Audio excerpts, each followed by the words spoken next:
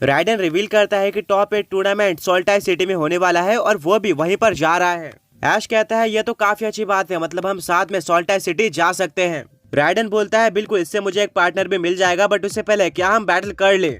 ये सारी चीजें हम बाद में भी डिस्कस कर सकते हैं। ऐश अपने फिस्ट को बंद करता है और बोलता है मैं भी वही सोच रहा था।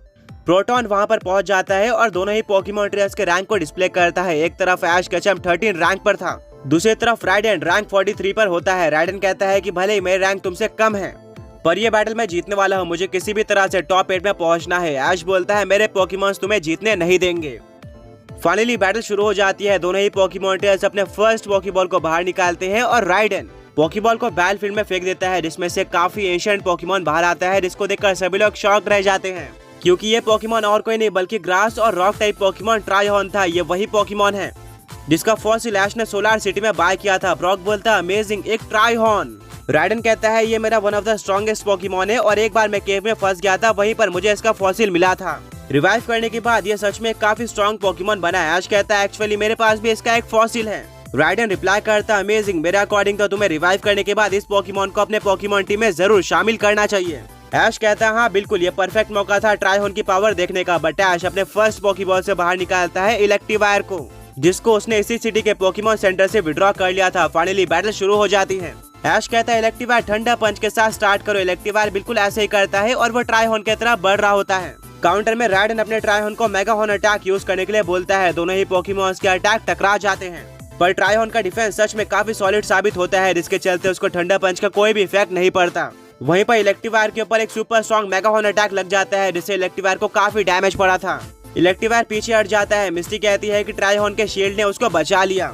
ऐश कहता है फिजिकल अटैक ट्राईहॉर्न के ऊपर ज्यादा काम नहीं आने वाले, हमें स्पेशल अटैक यूज करना होगा। इलेक्ट्रीवायर अभी ठंडा बोल्ट का यूज करो।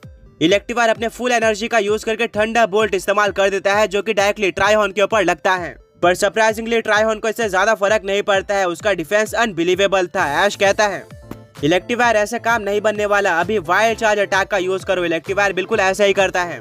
इसके काउंटर में राइडन बोलता है ट्राईहॉर्न चलो इस फाइट को खत्म करते हैं, अभी हॉर्न ड्रिल अटैक का यूज करो। इस अटैक का नाम सुनते ही ऐश और इसके फ्रेंड शॉक हो जाते हैं, क्योंकि एक वन हिट नॉकआउट मूव था। अगर ये गलती से भी इलेक्ट्रीवायर के ऊपर लग जाता है तो इलेक्ट्रीवायर के पास कोई भी चांस नहीं होगा बचने का। ऐश कहता है इलेक्ट्रीवायर अभी अपना वाइल्ड चार्ज अटैक रोक दो और इस अटैक को डॉज करने की कोशिश करो, बट अब काफी लेट हो चुका था। इलेक्ट्रीवायर ट्राईहॉर्न के काफी पास पहुंच जाता है और वाइल्ड चार्ज अटैक का यूज कर देता है, जिससे ट्राईहॉर्न को डैमेज तो पड़ता है, पर हॉर्न ड्रिल अटैक भी इलेक्ट्रीवायर के ऊपर लग जाता है। और जैसे कि सबने एक्सपेक्ट किया था, इस वन हिट नॉकआउट मूव से इलेक्ट्रीवायर डायरेक्टली जमीन पर गिरकर हार जाता है। प्रोटॉन डिक्लेयर करता है कि इलेक्ट्रीवायर आगे बैटल नहीं कर सकता।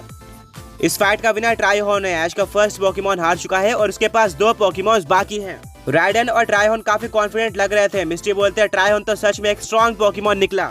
अगर ऐश को ट्राईहॉर्न को डिफीट करना है तो इससे बेहतर स्ट्रेटेजीज का यूज करना होगा। ऐश अपने इलेक्ट्रीवायर को पोकेबॉल के अंदर वापस लेता है और कहता है कि तुमने काफी अच्छी बैल करी है, मुझे वाइल्ड चार्ज अटैक यूज करने का ऑर्डर नहीं देना चाहिए था, तुम मेरे वजह से हारे हो, बट कोई बात नहीं, मेरे बाकी पोकेमॉन्स तुम्हारा बदला जरूर लेंगे। अब ऐश अपने सेकंड पोकेबॉल को बाहर निकालता है और बोलता है कि मैं कोई भी रिस्क नहीं लेना चाहता।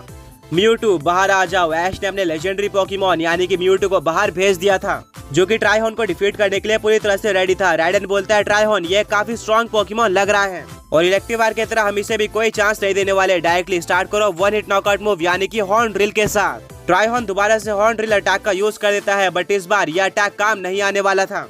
ऐश का म्यूटू काफी फास्ट होता है और वो इस अटैक को इजीली डॉज कर लेता है। ब्रॉक कहता है हॉर्न ड्रिल भले ही एक वन हिट नॉकआउट मूव है, बट इसकी एक्यूरेसी काफी कम है। ये 5 में से सिर्फ एक ही बार अपोनेंट के ऊपर लगता है और अनफॉर्चुनेटली वो एक बार इलेक्ट्रीवायर के अगेंस्ट आया। आगे बढ़ने से पहले पिछले पोके क्विज के विनर्स ये रहे। एंड आज का क्वेश्चन ये है कि पोकेमॉन एनिमे के अंदर पिकाचू के अलावा ऐश का वो कौन सा पोकेमॉन था जिसने एक इलेक्ट्रिक टाइप अटैक का यूज किया था। अब म्यूटू अपने साइकिक पावर्स का यूज करके ट्राईहॉर्न को कंट्रोल करना स्टार्ट कर देता है और बाकी सारे अपोनेंट्स की तरह ट्राईहॉर्न भी पूरी तरह से ट्रैप हो जाता है। वो काफी सारे अटैक यूज करने का और छूटने का ट्राई करता है, पर सब कुछ फेल हो जाता है। फाइनली म्यूटू अपने पूरी एनर्जी का यूज करके ट्राईहॉर्न को एक ट्री के ऊपर फेंक देता है, जिससे ट्राईहॉर्न को काफी हैवी डैमेज पड़ता है। ऐश बोलता है म्यूटू चलो इस बैल को एंड करते हैं, अभी साइड स्ट्राइक का यूज करो। म्यूटू साइड स्ट्राइक क्रिएट करके अनलीश कर देता है, जो कि ट्राईहॉर्न की तरफ बढ़ रही होती है। ट्राईहॉर्न को अभी हैवी डैमेज पड़ा था, जिसके चलते वो काफी वीक हो चुका था एंड वो इस अटैक को आते हुए नहीं देख पाता। अल्टीमेटली साइड स्ट्राइक उसके ऊपर लग जाता है, जिससे काफी बड़ा एक्सप्लोजन होता है और आगे जाकर कंफर्म हो जाता है कि ट्राईहॉर्न बैटल नहीं कर सकता। यानी कि वो हार चुका है। प्रोटॉन डिक्लेयर कर देता है कि ऐश और राइडन दोनों के ही एक एक पोकेमॉन हार चुके हैं, यानी कि बैटल पूरी तरह से इक्वल हो चुकी है। राइडन अपने ट्राइहोन को पोकेबॉल के अंदर वापस लेता है और कहता है हमेशा की तरह तुमने मुझे काफी अच्छा स्टार्ट दिया और अपोनेंट को दिखाया कि हम कितने स्ट्रॉन्ग हैं और यही सबसे ज्यादा जरूरी है। वेल अब आराम करो। राइडन अपने सेकंड पोकेबॉल को बाहर निकालता है और बोलता है ब्लेज बुल बाहर आ जाओ। ये एक फायर और फाइटिंग टाइप का बुल लाइक पोकेमॉन था। इससे पहले कि ब्लेज बुल कुछ कर पाता, म्यूटू बिल्कुल ट्राइहोन की तरह अपने साइकिक पावर्स का यूज करता है और ब्लेज बुल को कंट्रोल करना स्टार्ट कर देता है। काफी कोशिश करने के बाद भी ब्लेज बुल म्यूटू के पकड़ से नहीं छूट पाता और फाइनली म्यूटू काफी तेजी से ब्लेज बुल को बैटलफील्ड पर पटक देता है, जिससे ब्लेज बुल को काफी डैमेज पड़ता है और वो उठने में स्ट्रगल कर रहा होता है। राइडन ये देखकर पूरी तरह से शॉक्ड हो जाता है क्योंकि ब्लेज बुल को कोई अटैक करने का भी मौका नहीं मिला था एंड उसकी हालत इतनी बुरी हो चुकी थी। राइडन बोलता है ब्लेज बुल क्या तुम ठीक हो? ब्लेज बुल राइडन की तरफ देखता है और वापस खड़े हो जाता है। वो इतने जल्दी नहीं हारने वाला था। फाइनली बैटल कंटिन्यू होती है और ब्लेज बुल यूज करता है फ्लेम थ्रोअर का, जिसको म्यूटू इजीली डॉज कर लेता है, पर तभी ब्लेज बुल म्यूटू के पीछे आकर यूज करता है हैमर आर्म अटैक का, जिससे म्यूटू को डैमेज पड़ता है। पर म्यूटू डायरेक्टली काउंटर में ऑरा स्पेयर अटैक का यूज कर देता है, जो कि ब्लेज बुल के ऊपर लगता है और ब्लेज बुल को दोबारा काफी डैमेज पड़ता है। ब्लेज बुल म्यूटू को डिफीट करने की पूरी कोशिश करता है। वो अपने स्ट्रॉन्गेस्ट अटैक का यूज करते रहता है, जैसे कि क्लोज कॉम्बैट और fire blast, but her bar Mewtwo अपने एजिलिटी का यूज करके इन सारे अटैक को डॉज करते जा रहा था और फाइनली एक और स्पीयर का यूज करके म्यूटू ब्लेज बुल को डिफीट कर देता है। प्रोटॉन डिक्लेयर कर देता है कि ब्लेज बुल आगे बैटल नहीं कर सकता। राइडन के 2 पोकेमॉन हार चुके हैं। अब उसके पास सिर्फ और सिर्फ उसका लास्ट पोकेमॉन बचा हुआ है। वहीं पर ऐश के पास अभी भी 2 पोकेमॉन बाकी हैं।